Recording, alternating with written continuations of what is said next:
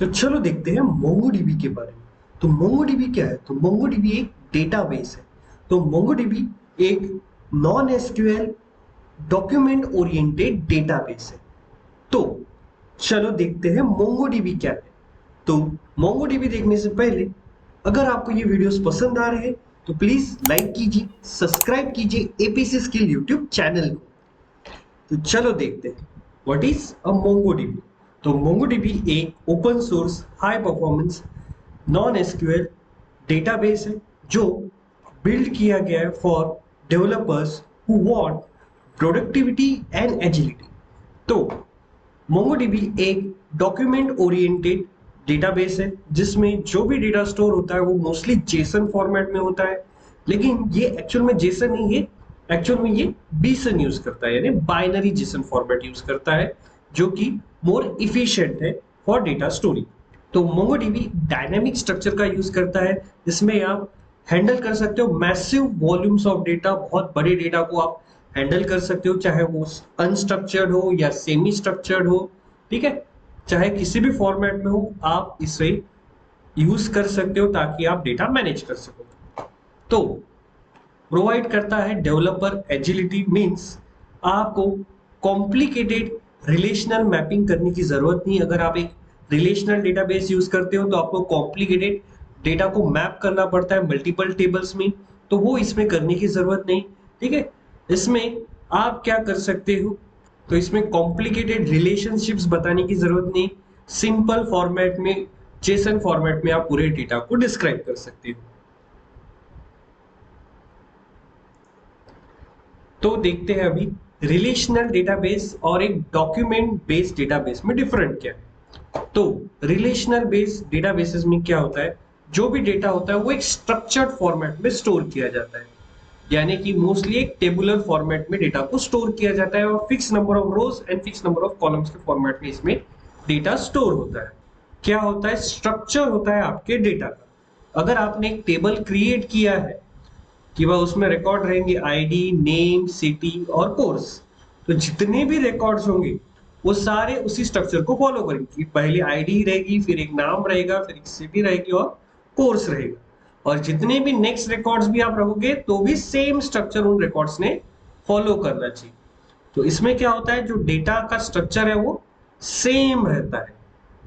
वही अगर आप एक डॉक्यूमेंट बेस्ड डेटाबेस अगर यूज करते हो तो इसमें आप स्ट्रक्चर्ड या सेमी स्ट्रक्चर्ड डेटाबेस का यूज कर सकते हो। ठीक है, तो इसमें जो डेटा है वो क्या कर सकता है, फ्लेक्सिबल वे में डेटा को स्टोर करता है। ठीक है, तो देखोगे कंपैरेटिवली अगर यहाँ पे जो भी डेटा स्टोर होता है वो चाहे तो सिमिलर स्ट्रक्चर को फॉलो कर सकता है या तो ऐसा डिफरेंट भी हो सकता है। इसमें अगर डेटा देखोगे तो जेसन फॉर्मेट में डेटा स्टोर होगा और हर एक डेटा दूसरे से क्या हो सकता है, अलग हो सकता है, सेम होने की जरूरत नहीं है। लेकिन एक रिलेशनल डेटाबेस में जो भी डेटा है, जो पहला रिकॉर्ड है उसी से सिमिलर सेकेंड, थर्ड, फोर्थ, जो आपने टेबल में कॉलम्स बताए होंगे उसी के हिसाब से आपको रिकॉर्ड्स प्रोवाइड करने पड़ते हैं। लेकिन इसमें आप अपने हिसाब से रिकॉर्ड्स क्या कर सकते हो, ऐड कर सकते हो। और अगर आप किसी पर्टिकुलर इसमें डेटा एडिशनल देना है तो एडिशनल इंफॉर्मेशन भी आप सेम डॉक्यूमेंट में स्टोर कर सकते हैं। तो ये फायदा है एक डॉक्यूमेंट बेस्ड डेटाबेस का। नेक्स्ट, रिलेशनशिप कैसे बताया जाता है रिलेशनल डेटाबेस में और एक डॉक्यूमेंट डेटाबेस में। तो अगर आपके पास क्या है, अगर आपके पास कोई रिकॉर्ड्स है और उससे रिलेटेड और एडिशनल डिटेल रिकॉर्ड्स है तो क्या करते हैं अपन, एक रिलेशनल डेटाबेस में कॉम्प्लेक्स रिलेशनशिप स्ट्रक्चर बताते हैं बाय टेबल जॉइनिंग वगैरह। ठीक है, या फॉरेन की कॉन्सेप्ट्स के थ्रू। जैसे कि यहाँ पे अगर देखोगे तो अगर अपने पास स्टूडेंट का आईडी है, नेम है और सिटी है और उसी से रिलेटेड है कि उसने स्टूडेंट ने कौन से कोर्स ज्वाइन किए, उनकी फीस क्या की है, तो वो मैप करने के लिए अपन क्या करते हैं, एक अलग से टेबल बताते हैं जिसमें इस रिकॉर्ड से रिलेटेड एडिशनल इंफॉर्मेशन उन रिकॉर्ड्स में रहेगी। ठीक है, तो इस तरह से कॉम्प्लेक्स रिलेशनल मैपिंग करनी पड़ती है अपने को रिलेशनल डेटाबेस में। लेकिन वही एक डॉक्यूमेंट डेटाबेस में क्या कर सकते हो आप, अगर आपके पास कोई रिकॉर्ड है और उससे रिलेटेड और एडिशनल इंफॉर्मेशन है तो आप सेम डॉक्यूमेंट में ही क्या कर सकते हैं, एडिशनल इंफॉर्मेशन ऐड कर सकते हो, चाहे वो एक रिकॉर्ड की हो या मल्टीपल रिकॉर्ड्स की हो। ऐसे ही आप क्या कर सकते हो, डॉक्यूमेंट डेटाबेस में एडिशनल इंफॉर्मेशन सेम रिकॉर्ड के अंदर रख सकते हो। कोई कॉम्प्लेक्स स्ट्रक्चर्स वगैरह आपको क्रिएट करने की जरूरत नहीं, तो इसमें डेटा वगैरह हैंडल करना इजी होता है एज कंपेयर टू एक रिलेशनल डेटाबेस में। डॉक्यूमेंट डेटाबेस में वो डेटा मैनेज करना आसान रहता है। नेक्स्ट है MySQL और MongoDB की स्केलेबिलिटी क्या है। अगर आप क्या करते हो, एक डेटाबेस आप यूज कर रहे हो और उस डेटाबेस में क्या हो रहा है, ट्रैफिक बढ़ते जा रहा है, यानी जो डिमांड है डेटा की वो बढ़ती जा रही है, उसके डेटा को एक्सेस करने की, स्टोर करने की डिमांड बहुत ज्यादा है, बहुत सारे यूजर्स क्या कर रहे हैं, आपके डेटाबेस को यूज कर रहे हैं। तो एक MySQL डेटाबेस को क्या कर सकते हो आप, वर्टिकली स्केल कर सकते हो, यानी कि अगर आपको उसे पावरफुल करना है कि और बड़े डेटा को हैंडल करे, तो आपको क्या करना पड़ेगा, सेम सिस्टम की सीपीयू या रैम आपको क्या करनी पड़ेगी, इंक्रीमेंट करनी पड़ेगी, यानी फिजिकली हार्डवेयर क्या करने पड़ेंगे, आपको बढ़ाने पड़ेंगे। ठीक है, हर बार आपको इंक्रीमेंट करना पड़ेगा हार्डवेयर। लेकिन वही अगर एक नॉन एसक्यूएल डेटाबेस जैसे कि MongoDB अगर यूज करते हो, तो इसमें क्या होता है, डिस्ट्रीब्यूटेड डेटा आप कर सकते हो, यानी सेम डेटा को आप मल्टीपल क्लस्टर्स में डिवाइड कर सकते हो और उसे एक दूसरे के साथ कनेक्ट कर सकते हो। इससे आपकी स्केलेबिलिटी बढ़ेगी, तो इससे ज्यादा कॉस्टिंग आपकी नहीं बढ़ती है, क्योंकि आप सेम टाइप के सिस्टम्स में स्केलेबल कर रहे हैं, हॉरिजॉन्टल स्केलिंग।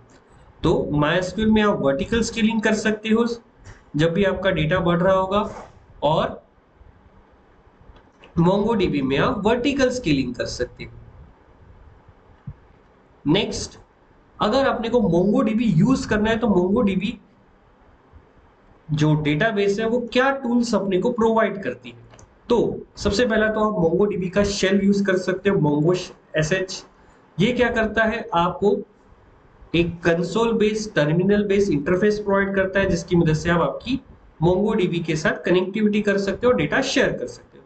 दूसरा आप यूज कर सकते हो कंपस, जो एक जुआ एप्लीकेशन है, जो आपको एक विजुअल क्या करता है, सारा डेटा प्रोवाइड करेगा, विजुअली एप्लीकेशन प्रोवाइड करेगा, जिसपे आप सिर्फ क्लिक वगैरह करके क्या कर सकते हो, सारे ऑपरेशंस कर सकते हो।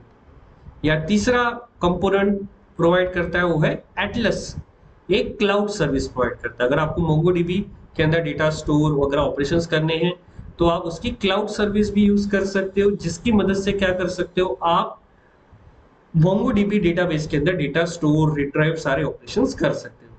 तो सबसे पहली जो चीज अपने को लगेगी, अगर अपने को MongoDB डेटाबेस के ऊपर डेटा स्टोर, रिट्राइवल ऑपरेशंस वगैरह करने हैं, तो सबसे पहले MongoDB डेटाबेस लगेगा, तो वो अपन डाउनलोड कर सकते हैं उसके ऑफिशियल वेबसाइट से। तो चलो देखते हैं।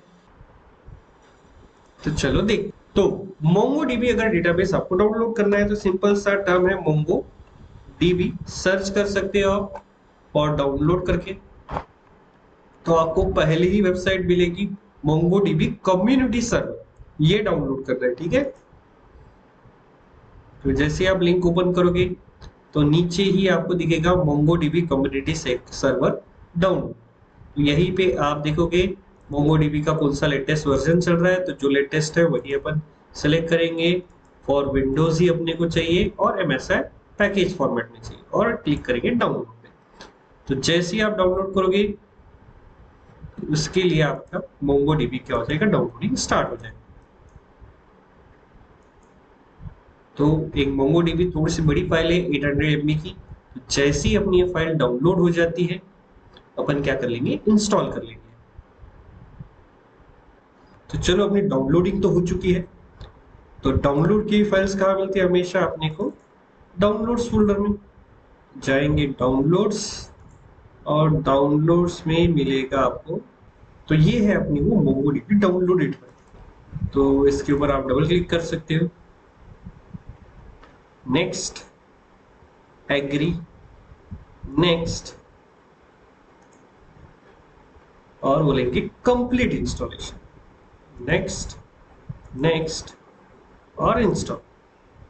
तो ये आपके लिए MongoDB को पूरी तरह से इंस्टॉल कर देगा।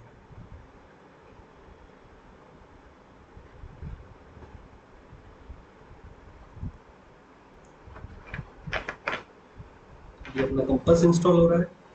ये तो है कंपस, ये अपन यूज नहीं करने वाले हैं, बाद में यूज करेंगे। चलो यहाँ पे इंस्टॉलेशन अपनी कंप्लीट हो चुकी है। नेक्स्ट क्या करने का अपने को, तो नेक्स्ट अपन एक और चीज इंस्टॉल करेंगे। तो नेक्स्ट अपने को एक और चीज इंस्टॉल करनी है। टूल्स में जाएंगे और ये जो टूल्स है इसमें मिलेगा MongoDB शेल। तो ये है MongoDB शेल डाउनलोड, और यहाँ पे आप देखोगे तो वर्जन है विंडोज है, लेकिन यहाँ पे सिलेक्ट करेंगे MS डाउनलोड पे क्लिक करेंगे और छोटे से फाइल को डाउनलोड हो जाए। इसको डाउनलोड होने देते हैं अपन। तो चलो अपना डाउनलोडिंग तो हो गया शेल, तो सिर्फ डबल क्लिक करना है और इसका सेटअप स्टार्ट हो जाएगा। तो जैसे ही नेक्स्ट क्लिक करेंगे तो ये बोल रहा है कि सिर्फ सिंगल यूजर के लिए, यानी आपके लिए इंस्टॉल करना है या पूरे सिस्टम के लिए। तो ये अनचेक कर देना ताकि ये प्रॉपर्ली सिस्टम में ही इंस्टॉल ग्लोबली।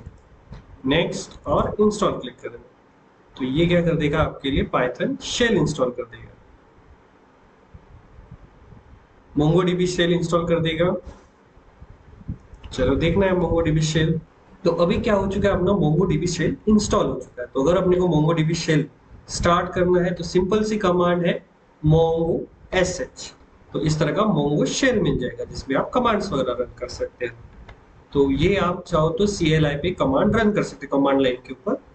चलो देखते हैं, लेंगे cmd और सिंपल सी कमांड है mongo sh। जैसे कमांड रन करोगे तो ये रहा MongoDB शेल स्टार्ट हो चुका है। यहाँ पे आप Mongo की कमांड्स वगैरह रन कर सकते हो। MongoDB की सारी कमांड्स वगैरह यहाँ से रन होगी, और ये सारी कमांड्स कहाँ पे परफॉर्म की जाएगी, MongoDB डेटाबेस के ऊपर। प्लीज लाइक कीजिए, सब्सक्राइब कीजिए एपीसी स्किल यूट्यूब चैनल को।